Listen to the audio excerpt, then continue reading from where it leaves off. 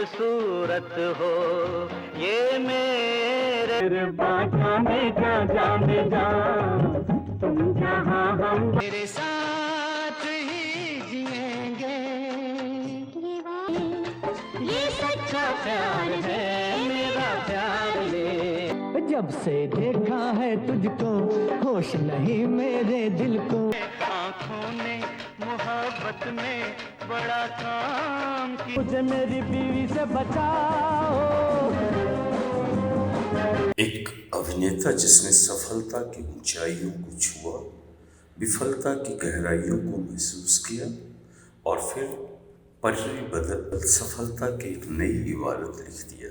लंबी चौड़ी कदकाठी, camera friendly photogenic चेहरा, अच्छी आवाज, शालीन व्यक्तित्व, किंतु बचपन से ही गर्म मिजाज। 21 साल के होते होते अभिनेताओं की दूसरी पीढ़ी के इस कलाकार ने कई हिट फिल्में दी और बॉलीवुड में एक हीरो के तौर पे स्थापित हो गए। एक ऐसा अभिनेता जिसने 52 सालों के फिल्मी सफर में 600 से ज्यादा फिल्मों और अनेकों धारावाहिकों में काम किया और अभी भी पूरी जोशो खरोश से काम कर रहे हैं।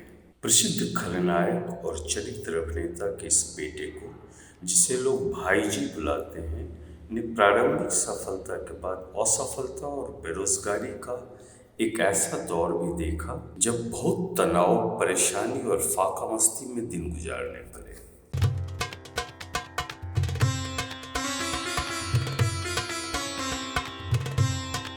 गुलिर फिल्मी अड्डा की इस प्रस्तुति में हम आपके लिए लेकर आए हैं बॉलीवुड अभिनेता किरण कुमार से जुड़े कुछ जाने अनजाने रोचक किस्से और कहानियां। किरण कुमार, जिनका असली नाम दीपक धर है, का जन्म 20 अक्टूबर 1953 को एक कुलीन कश्मीरी पंडित परिवार में हुआ। उनके पिता ओंकार नाथ धर, जो हिंदी फिल्मों में जीवन के नाम से प्रसिद्ध थे, और माता किरण धर ने उनका लालन पालन बहुत ही लाड दुलार से किया, जिसने दीपक को बहुत जिद्दी और गर्म मिजाज बना दिया। दीपक, जो पिता जीवन के साथ अक्सर फिल्मों के सेट्स पे आते जाते रहते थे, बचपन में इंजन और किशोरावस्था में मीना कुमारी से ऑब्सेस्ड थे। वे बड़े होकर इंजन ड्राइवर बनना चाहते थे और मीना कुमारी से शादी करना चाहते थे। शिक्षा दीक्षा के लिए जीवन ने उनका नामांकन इंदौर के बोर्डिंग स्कूल में कराया और फिर उन्होंने बम्बई के कॉलेज में दाखिला लिया। पढ़ने लिखने में बहुत रुचि थी नहीं। दाढ़ी और मूंछ के आते आते वो फिल्मों में हीरो बनने के सपने देखने लगे। फिल्मों के प्रति दीपक के इस रुझान को माता पिता का सहयोग और समर्थन मिला। पिता ने उनका उत्साह बढ़ाया, पर वे चाहते थे कि दीपक एक्टिंग सीख सही ढंग से फिल्मों में प्रवेश करे। जब दीपक फिल्मों में काम करने की जिद करने लगे तो जीवन ने उन्हें शत्रुघ्न सिन्हा से मिलवाया और उनके सलाह पर दीपक ने पुणे फिल्म इंस्टीट्यूट में दाखिला लिया। पर गर्म मिजाजी की वजह से इंस्टीट्यूट से उनके निष्कासन तक की नौबत आ गई। किंतु B.R. चोपड़ा और ख्वाजा अहमद अब्बास के बीच बचाव से ये स्थिति टल गई। उन दिनों ख्वाजा अहमद अब्बास दो बूंद पानी फिल्म बना रहे थे और 18 साल के दीपक की पर्सनैलिटी देख उन्हें फिल्मों में एक महत्वपूर्ण किरदार ऑफर किया। कहते हैं ना कि क्या अंधा चाहे दो आंख। दीपक ने झट से हाँ कर दी और FTII की छुट्टियों में फिल्म पूरा किया। 1971 में रिलीज हुई इस फिल्म में जलाल आगा और खूबसूरत सिमी ग्रेवाल मुख्य भूमिकाओं में थे। इस फिल्म से दीपक ने मां के नाम पर अपना फिल्मी नाम किरण कुमार रख दर्शकों के सामने आए।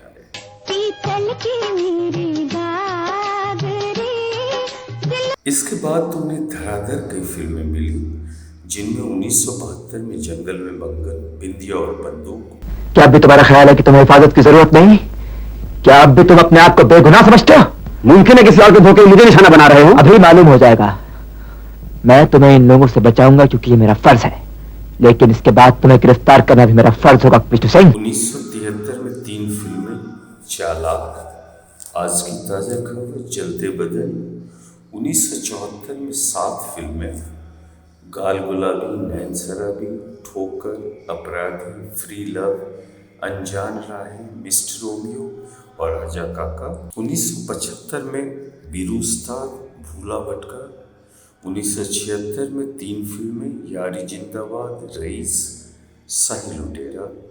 1977 में अभी तो जी ले, पंडित और पठान आई। इनमें जलते बदन, बिंदिया और बंदूक, सवे मेरी हसरतों की दुनिया, चालाक, आज की ताजा खबर ने अच्छी कमाई की। वे लगातार फिल्में साइन कर रहे थे और एक एक दिन में 4-5 फिल्मों की शूटिंग अलग अलग शिफ्टों में किया करते थे। सब कुछ अच्छा चल रहा था।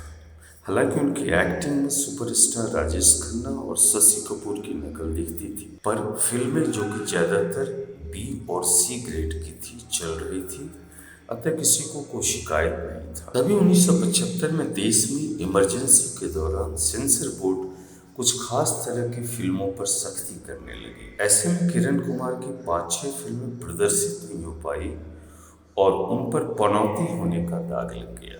अब तो बी, सी और डी डरावनी हॉरर फिल्मों के निर्माता भी उन्हें अशुभ मानने लगे और उनसे कन्नी काटने लगे। बॉलीवुड में काम मिलना बंद हो गया और कल तक का स्टार अब बुरे वक्त और बेरोजगारी का सामना कर रहा था। यह उनके फिल्मी सफर का सबसे कठिन समय था। आगे का रास्ता दिख नहीं रहा था। उनकी लगभग 25 फिल्में जैसे कि अंदाज़ा और कफन बंद हो गए या प्रदर्शित नहीं हो। किरण के पिता जीवन ने खलनायक के तौर पे अच्छा नाम कमाया था और उनकी अदायगी का एक खास स्टाइल था। ऐसे में किरण ने नेगेटिव रोल करने का सोचा और काम की तलाश में नए सिरे से लग गए। उनका यह निर्णय सही साबित हुआ और ऐसे वक्त में गुजराती फिल्मों से उन्हें जीवन दान मिला और कई सालों तक उन्हें पीछे मुड़कर देखने का मौका नहीं मिला। उन्होंने 80 से ज़्यादा गुजराती फिल्मों में अभिनय किया और एक ऐसा दौर भी आया जब उन्हें गुजराती फिल्मों का सुपरस्टार कहा जाता था। किरण कुमार की मुख्य गुजराती फिल्मों में गरवी नार गुजरातन, जग्या सत्यार्थी सवाल, गंगा पूर्णी गंगा, वर्णा वेलमाना, फुटपाथ नी रानी, अषाढ़ी बीज आदि गिने जाते हैं। हालांकि इस दौरान उन्होंने बॉलीवुड से नाता एकदम से तोड़ नहीं लिया था और पैसे कमाने के लिए भोजपुरी फिल्में रिश्ता करे में तने जल्दबाजी हो गई भैया, और जल्दबाजी में किया फैसला अक्सर गलत साबित होला। राधिका बिटिया से कम एक बार पूछते ले रहे होते।